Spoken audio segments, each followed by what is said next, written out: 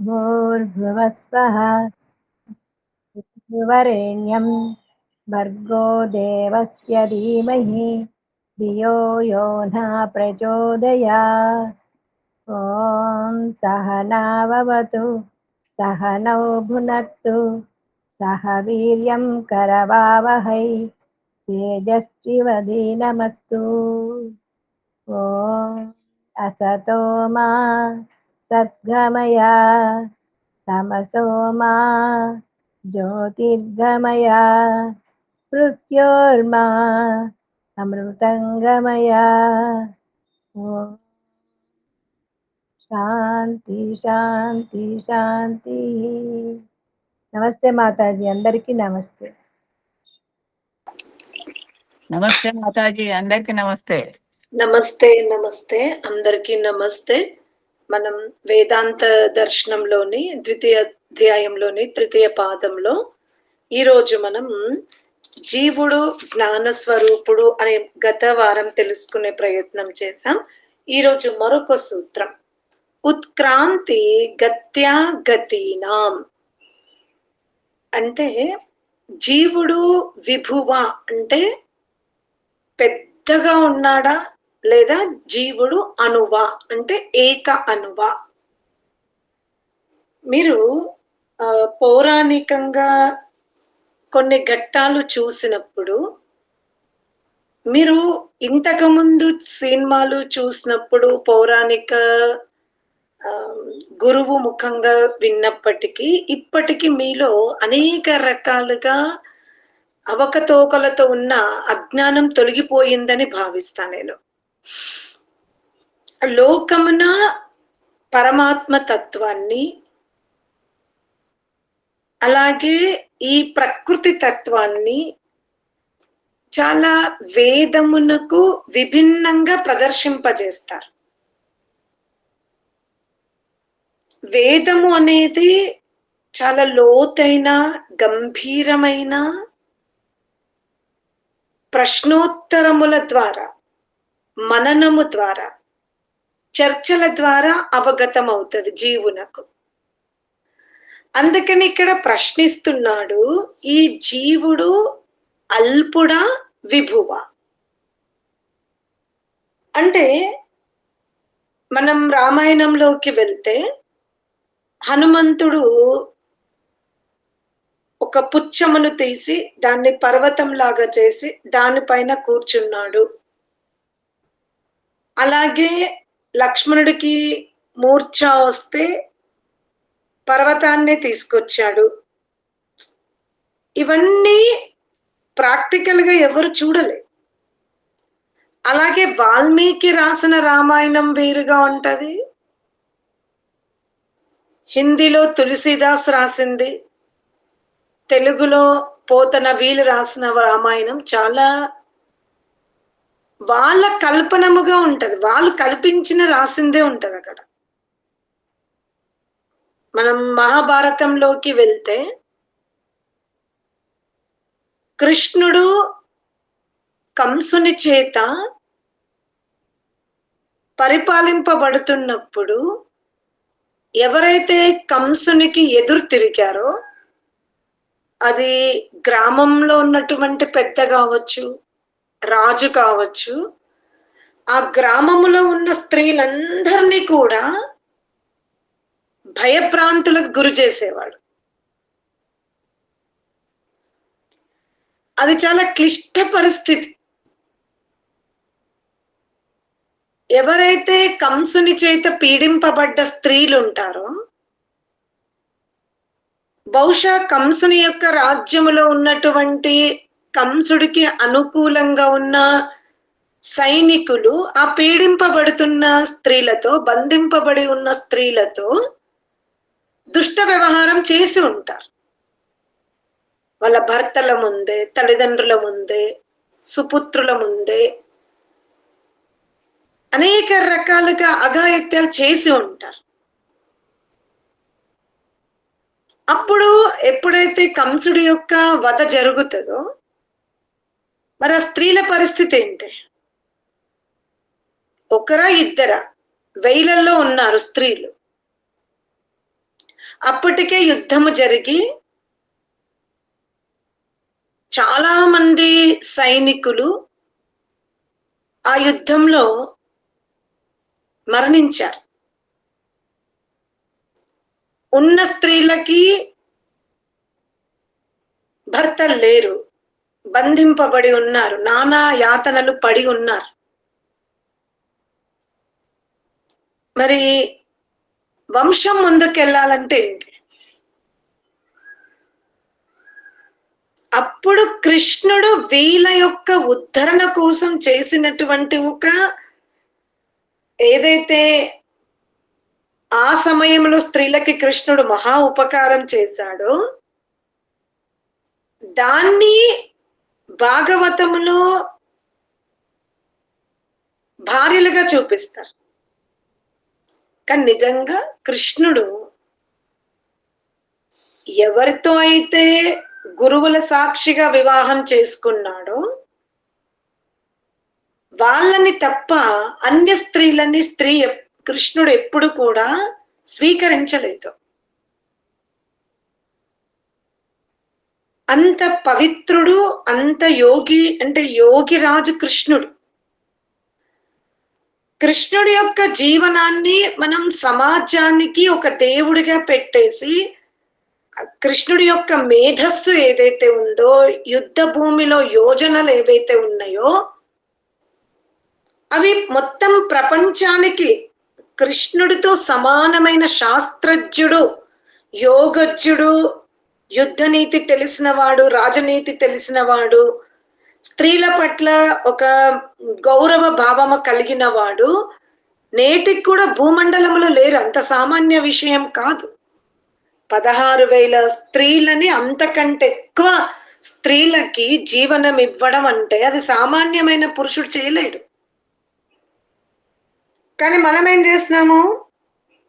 ఆయనని దేవుడిగా చేసేసి ప్రపంచంలోనే ఆయన గొప్ప స్థానములో, ఆదర్శముగా, డిక్షనరీలో, లైబ్రరీలో, రీసెర్చ్లో ఉండవలసిన కృష్ణుడు ఇవాళ కేవలం హిందువులలో ఒక దేవుడి స్థానంలో పెట్టేశాం. ఎందుకంటే ఈ త్రైతవాదాన్ని, పదార్థ విజ్ఞాన్ని, ఆత్మ పరమాత్మ జ్ఞానాన్ని యథార్థంగా బోధించిన గ్రంథాలు ఏవైనా ఉన్నాయా అంటే వేదములు, 6 దర్శన శాస్త్రాలు, 11 ఉపనిషత్తులు. మనము 11 ఉపనిషత్తుల్ని కూడా నేను మీ ముందు అక్షరం పెట్టా. ఎక్కడా ఇతిహాసం లేదు. ఒక క్యారెక్టర్ ని తీసుకొని చెప్పబడి ఉండదు. అక్కడ ఒక ఎగ్జాంపుల్ ఇచ్చి మనని బ్రహ్మ వైపు, ప్రకృతి వైపు తీసుకెళ్తాం. అలాగే మనం యోగ దర్శనం విన్నాము, సాంఖ్యం వింటున్నాము, వేదాంతం వింటున్నాము.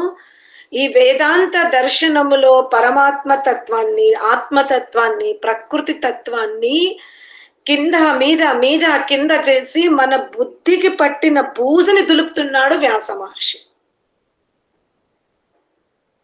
అంటే మానవ జన్మ ఎత్తిన తరువాత మనమందరము కూడా జ్ఞానవంతులం అవ్వాలి. జ్ఞాన సంపదని వృద్ధి చేసుకుంటేనే అజ్ఞానం దూరం అవుతుంది.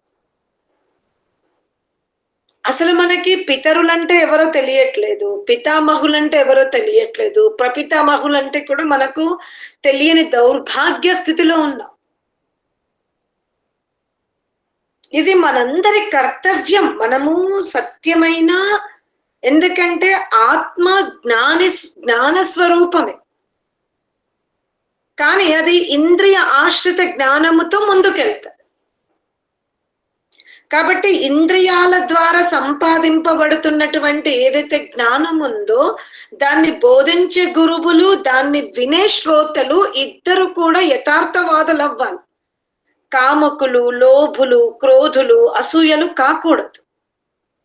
అందుకే ఇక్కడ అంటున్నాడు, ఒకవేళ ఈ జీవుడు విభువు పెద్దగా ఉన్నాడని అనుకుంటే శరీరము నుంచి, స్థూల దేహము నుంచి జీవుడు వెళ్ళిపోయేటప్పుడు, ఉత్క్రమణము జరిగేటప్పుడు కళ్ళ నుంచి పోయింది అంటాం.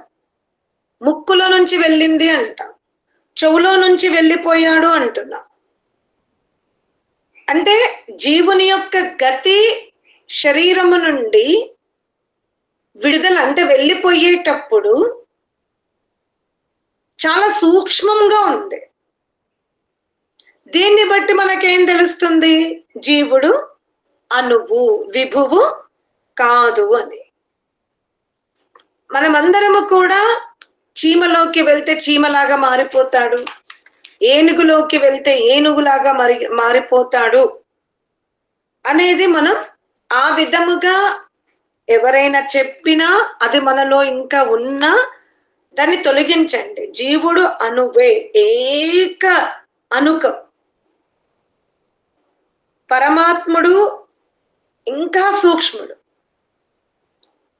అందుకనే జీవుడు చక్షువుల నుండియో మూర్ధ నుండియో ఏ అంగముల నుండియో లేకపోతే మన ఈ రోమాల నుండి కూడా వెళ్ళిపోవచ్చు.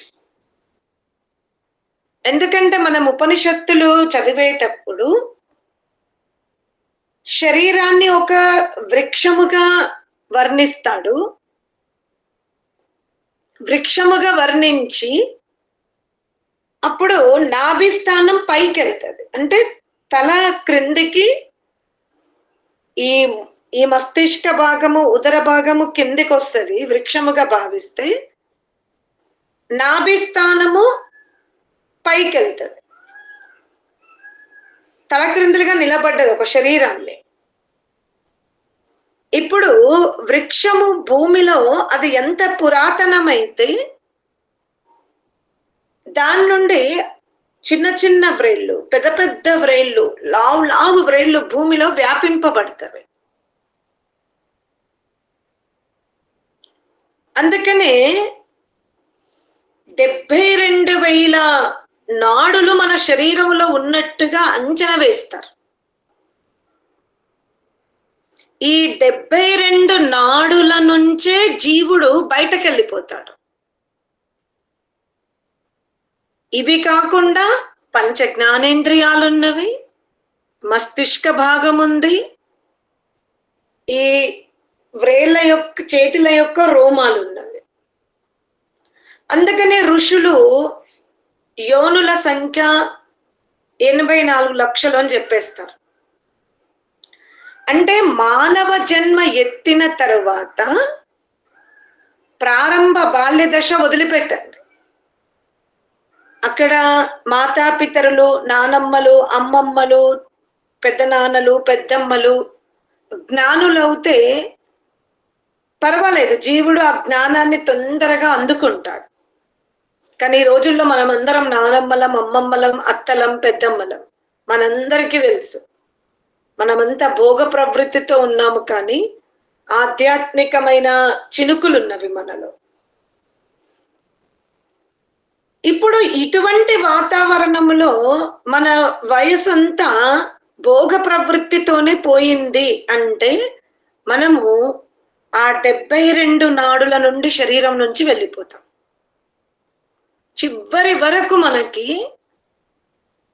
కుటుంబంలో మనము ఆ భోగ ప్రవృత్తి నుండి, ఆ అధికార ప్రవృత్తి నుండి, అసూయ ప్రవృత్తి నుండి మనని మనం రక్షించుకోకపోతే, నిర్మూలించుకోకపోతే, తొలగించుకోకపోతే మన జీవనం అంతా కూడా అధమం వైపే ఉంది. అందుకనే పరమాత్ముడు చెప్తున్నాడు, ఈ గమనాగమనములు ఏవైతే ఉన్నాయో స్వాత్మనాచోత్తరయోహో, ఈ జీవుడు కర్తగా శరీరంలో ఉన్నాడు. సృష్టికి కర్త పరమాత్ముడు, జగత్తునకు కర్త పరమాత్ముడు. కాను ఈ శరీరములో ఏవైతే క్రియలు జరుగుతున్నాయో ఆ క్రియలకు ఎవరు కర్త అంటే జీవుడే. కనుక జీవుడు ఏది ఎన్నుకుంటాడో, ఏ మార్గమును ఎన్నుకుంటాడో, ఎటువంటి జీవనము గడుపుతాడో, ఎటువంటి సంకల్పాలతో ఉంటాడో, ఎటువంటి భావాలతో ఉంటాడో దాన్ని బట్టే అతని యొక్క ఉత్క్రమణం జరుగుతుంది. ఉత్క్రమణం అంటే ఎగిరిపోతాడు. ఈ ఉత్క్రమణములో మీరు మీ తల్లినో, మీ తండ్రినో, మీ గురువునో, మీ అజ్ఞానమునో మీరు దోషిగా నిలబెట్టకండి. మీకు జ్ఞానం ఉంది, మీరు ప్రయత్నం చేయాలి. అందుకనే మనమందరము జన్మతః సన్యాసులం కాలేకపోయినాం. అప్పుడప్పుడు మనం అందరం అంటాం, అబ్బా గురుకులంకి వెళ్తే, నేనైతే నాకు అవకాశం దొరికితే నేను వేద విద్యనే నేర్చుకుంటా. ఇదంతా కూడా ఒక ఢోల్ అంటే మనం తబలాని పెట్టి దాన్ని ఎన్నిసార్లు కొడుతుంది అన్నిసార్లు సౌండ్ వస్తుంది. అలా మనము తబల కాకూడదు, భజన చేయకూడదు. మనం ఇప్పుడు వర్తమానంలో మన నిత్య జీవితంలో మన సోల్తో మనం ఎంత కనెక్ట్ అవుతున్నాం అనేది చూసుకోవాలి. అందుకనే ఈ గర్భమున అంటే మనం పరమాత్ముని గర్భమున ఉంటాం, దాన్ని ప్రళయం అంటాం. మాతృ గర్భమున ఉంటాం. ఇప్పుడు మన గర్భములో మనం ఉన్నాం, నాభి అనే గర్భములో మనం ఉంది, మన జీవుడు ఉన్నాడు. ఇప్పుడు ఈ గర్భములో అంటే ప్రస్తుత శరీరములో మనమే కర్తగా ఉన్నాము గనక ఆత్మ కర్మలకు విభువుగా ఉండాలి, రాజుగా ఉండాలి. ఇంద్రియాల చేత ఆత్మ ఏదైతే కర్మలు చేస్తుందో, విభు అంటే రాజు, విభువుగా ఉండాలి. కానీ అంత మాత్రాన ఇంద్రియాలకు ఆత్మ విభువుడు అయినంత మాత్రాన కర్మలకు ఆత్మ విభువు అయినంత మాత్రాన అతను 72 నాడుల నుండి కాకుండా ఊష్ణం అంటే ఊర్ధ్వం ఈ పంచ జ్ఞానేంద్రియాల నుండి వెళ్ళిపోతే, అందుకు ఇంద్రియాలకు ఈ శరీరానికి ఆత్మ విభువే. మీరు వేలాది కర్మలు చేస్తారా, ఆ కర్మలు పుణ్యకర్మల, ఆ కర్మలు మిశ్రిత కర్మల, ఆ కర్మలు పాప కర్మల, అవి మానసిక కర్మల, వాచిక కర్మల, శారీరక కర్మల, అవి ప్రభావిత కర్మల, స్వయం చేసిన కర్మల, వీటన్నింటికి కూడా మీరే విభువులు. ఇప్పుడు ఎవరైనా ఈ కర్మ ఎందుకు చేశావు, మీరు చాలా ప్రాచీన కథ వింటారు, నాకు సరిగ్గా గుర్తుకు లేదు కానీ వింటా. ఒక 7 చేపలు ఉంటవి, ఎందుకు ఎండలేదని మనం అడిగితే గడ్డి మోపు అడ్డొచ్చింది అని చెప్తారు. గడ్డి మోపు నువ్వెందుకు చేప ఆరిపోకుండా ఎందుకు అడ్డున్నావంటే, తప్పు నాది కాదు, ఆవు గడ్డిని మేయలేదు అంటారు. ఆవు దగ్గరికి వెళ్ళి నువ్వెందుకు గడ్డి వల్ల తినలేదు అంటే, నాది తప్పు కాదు, గోపాలకుడు అంటే అతను గడ్డి నాకు ఈ మెడకు కట్టినటువంటి ఏదైతే దారం అంత అది ఉందో తాడు అది ఇప్పలేదు, ఇప్పకపోవడం వల్ల నేను గడ్డి మోపు దగ్గరికి వెళ్ళలేకపోయినా అంటే, ఇక్కడ కూడా రాజకుమారుని తీసుకుంటాం మనం. ప్రారంభంలో ఒక రాజకుమారుడు, ఒక తండ్రి వాళ్ళకి కార్యం చెప్తే 7వ చేప ఎందుకు ఎండలేదు, దానికి ఇదంతా కథ చెప్పి మళ్ళీ చివరిలో కూడా గోపాలకుడు అంటే సేవకుడు, అతను సమయానికి ఆవుకి ఏదైతే కట్టేసి పెట్టాడో సుతులితోనో కొబ్బరి తాడుతోనో, అది విప్పకపోవడం వల్ల ఆవు మేయడానికి వెళ్ళలేదు. ఇప్పుడు మీరు అతన్ని అడగండి, నువ్వెందుకు ఈరోజు ఆవుని సమయానికి వదిలిపెట్టలేదు అంటే, నేను వదిలిపెడదామనే గోశాల వైపు వచ్చాను, కానీ అంతలోపే నా యజమాని పిలిచాడు. ఇప్పుడు ఆ యజమానిని మీరు అడిగితే ఆ యజమాని ఏమంటాడు? నేను అతనికి ముందే సూచన ఇచ్చిన, నువ్వు ఈ సమయానికి ఈ పని చెయ్యమని. అంటే ఇక్కడ ఈ 7 చేపలు ఎవరో మీరు తెలుసుకోండి. మన సప్త ఇంద్రియాలే. 2 చెవులు, 2 కన్నులు, 2 ముక్కు రంధ్రాలు, 1 మన రసనేంద్రియం. ఇవే 7. ఈ 7 ఎందుకు శుష్కింపబడలేవు అంటే మానవ జన్మ ఎత్తిన తర్వాత కూడా ఇవి ఎందుకు బలహీనం అవ్వలేదు, ఎందుకు భక్షింపబడలేదు జీవుడితో అంటే మోపు ఎవరంటే ప్రకృతి, భోగం. ఆ భోగం అడ్డొచ్చినందువలన ఈ ఇంద్రియాలను అతను ఏం చేశాడు? శుష్కింప చేసుకోలేకపోయాడు. అంటే ప్రకృతి సుఖాలు. గోమాతను ఎందుకు పెట్టాడు అంటే అక్కడ బుద్ధిని ఎందుకు అడిగినావంటే అక్కడ మనస్సు. ఆ తాడునే మనస్సుగా చెప్తాడు.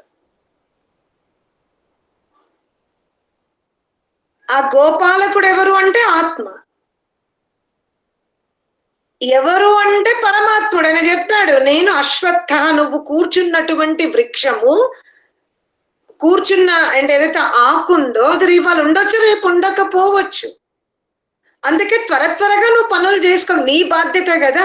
గోధూళి వేలన ఆవుని మనం కట్టేసి పెట్టినాం, దాన్ని వదిలిపెట్టాలి, అది మేస్తుంది. మెయ్యాలంటే గడ్డి మోపు దగ్గరికి ఆవు వెళ్ళాలి. గడ్డి మోపు కరెక్ట్ గా ఉంటేనే ఆ వెనక ఉన్న ఆ మత్స్యాలు వెండిపోతాయి అని జ్ఞానం అంతా ఉండాలి కదా. ఉంటేనే ఈ పని సక్రమంగా జరుగుతుంది. మనము కూడా మానవ జన్మలోకి వచ్చాం. మృత్యువు అయినప్పుడు, మృత్యువు సమయంలో అప్పుడు మీరు గబగబా ప్యాకింగ్ చేసుకుంటే దేవుడు ఒప్పుకుంటాడు అనుకుంటున్నారా? నేను ఎప్పుడో చెప్పిన, నువ్వు నీ ఇంద్రియాలను శుష్కింపజేసుకో. ఈ ఇంద్రియాలు శుష్కింపబడాలి అంటే దీన్ని బుద్ధితో బుద్ధి మెయ్యాలి. వీటి ఈ బుద్ధి నియంత్రణలో ఉండాలి అంటే మనస్సుని వదిలిపెట్టు ఆ బుద్ధి వైపు. మనస్సును ఎవరు పట్టుకోవాలంటే గోపాలకుడు.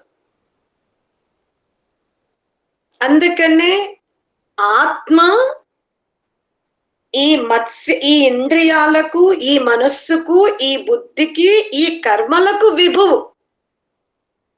ఈ విషయంలో ఆత్మ విభువే. ఎవరికి? తన శరీరగత సంకల్పాలకు, శరీరగత ప్రయత్నమునకు, శరీరగత అభిలాషలకు, శరీరగత జ్ఞానమునకు, పుణ్య కర్మలకు, యోజనలకు, ఆహారాది పదార్థాలకు ఆత్మ విభువే. కానీ ఆత్మ స్వరూపం మాత్రం విభువు కాదు అంటున్నారు. అర్థమవుతుందా? అర్థమైందా? అందుకనే ఆత్మ కర్మలకు, ఎందుకంటే ఇప్పుడు ఒక రాజ్యములో ఏదైనా ఆక్రమణ జరిగినా, అది విద్యాక్షేత్రం కానివ్వండి, లేకపోతే అన్నాదుల ఏదైనా ఆ రాజ్యములో అవకతవకలు జరిగితే ప్రధానంగా అక్కడ శాసనం ఉల్లంఘింపబడింది అంటే అది రాజు యొక్క పరిపాలన, రాజు యొక్క నిఘా, రాజు యొక్క శాసనం కరెక్ట్ గా లేదు. ఇప్పుడు ఒక అతనికి మనం 5 ఏళ్ళు పరిపాలించమని అవకాశం ఇచ్చాం. అతను 5 సంవత్సరాలు ఏమి ఎలగబెట్టలే. ఇక దిగే ముందు అనేక ప్రమాణాలు చేస్తాడు, నేను ఇది చేస్తా అది చేస్తానంట.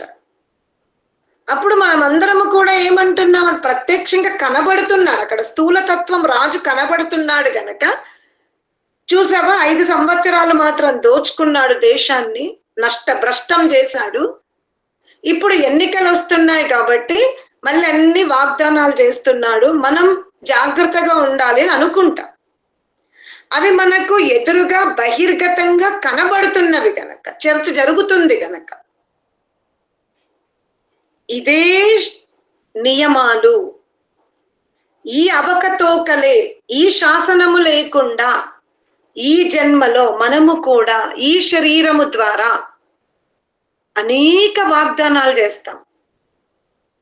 నేను ఉదయం లేస్తా, యోగా చేసుకుంటా, ప్రాణాయామం చేస్తా, ఉష్ణ నీళ్ళు తాగుతా, అసత్యం ఆడను, వేదము చదువుతా, పురుషార్థం చేస్తా, మానసికంగా వాచికంగా శారీరకంగా ఎటువంటి శాసనమును ఉల్లంఘించా, మర్యాదలో ఉంటా, ఇవన్నీ మనం నిర్ణయించుకుంటాం.